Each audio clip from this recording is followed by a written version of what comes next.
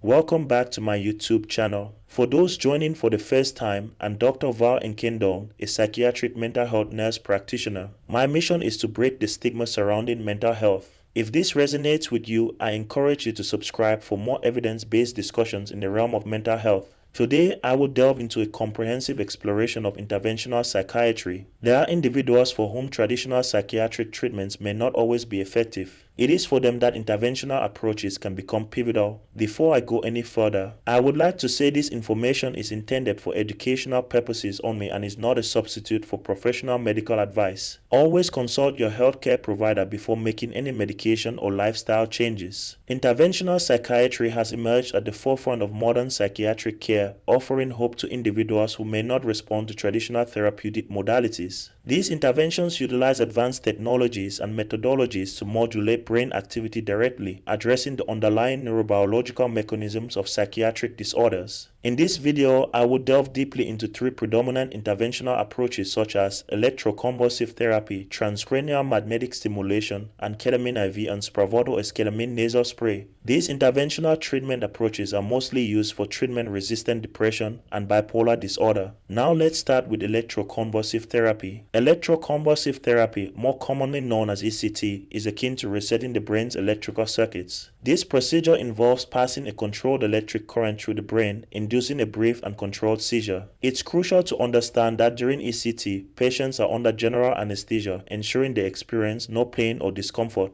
ECT has been instrumental in treating severe cases of depression. If considering ECT, you should be aware that it's typically conducted in a hospital setting and can be administered either as an inpatient or outpatient procedure. Due to the anesthesia, patients are usually advised not to consume any food or drink for several hours leading up to the treatment, and they would need someone to drive them home post-procedure. Like all medical procedures, ECT has some contraindications. These include recent heart attack, uncontrolled hypertension, and certain types of brain abnormalities or recent hemorrhages. It's imperative to have a thorough medical evaluation before undergoing ECT. Moving on to transcranial magnetic stimulation. TMS is another non-invasive procedure that utilizes magnetic fields to stimulate nerve cells in the brain. It's designed to affect the areas of the brain associated with mood regulation, and it has shown promise in treating resistant forms of depression. TMS sessions are typically outpatient, with each session lasting about 30 to 60 minutes. As no anesthesia is required, patients remain fully awake during the treatment and can usually resume their normal activities afterward.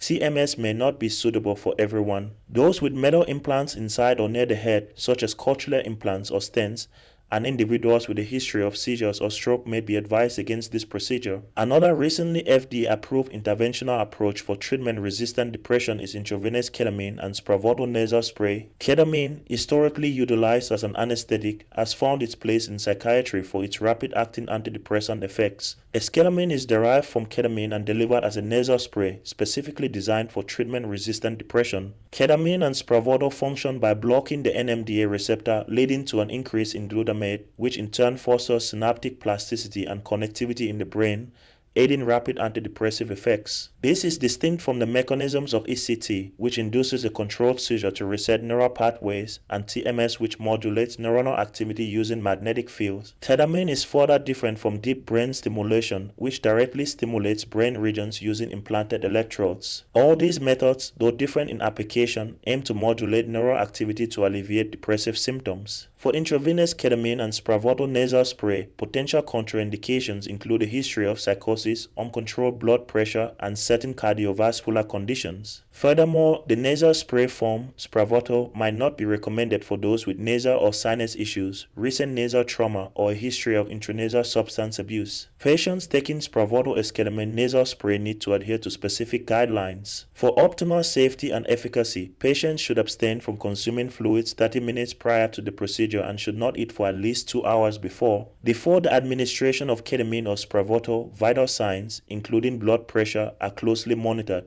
There's a threshold for blood pressure. If it's too high, the procedure might be postponed for safety reasons. During administration, particularly with Spravato, a common observation is a transient increase in blood pressure. Once administered, healthcare professionals monitor patients for at least 2 hours. Monitoring includes regular checks every 40 minutes, focusing on vital signs and potential side effects. The most commonly observed side effects include dissociation, dizziness, and elevated blood pressure. Post-procedure, due to the potential for side effects like dizziness and the slight risk of delayed cognitive effects, patients are advised not to drive or operate heavy machinery for the remainder of the day. As such, having a designated driver or arranging alternative transportation is crucial. While each of these treatments, ketamine, Spravato, ECT, and TMS, has its unique approach and mechanism, they all converge on the singular goal of ameliorating psychiatric symptoms such as treatment-resistant depression, especially when conventional treatments fall short. It's paramount for patients and healthcare providers to collaborate, ensuring that the chosen treatment aligns with the individual's medical profile, needs, and preferences. Before I bid farewell, let me take a moment to mention our sponsor for today's episode.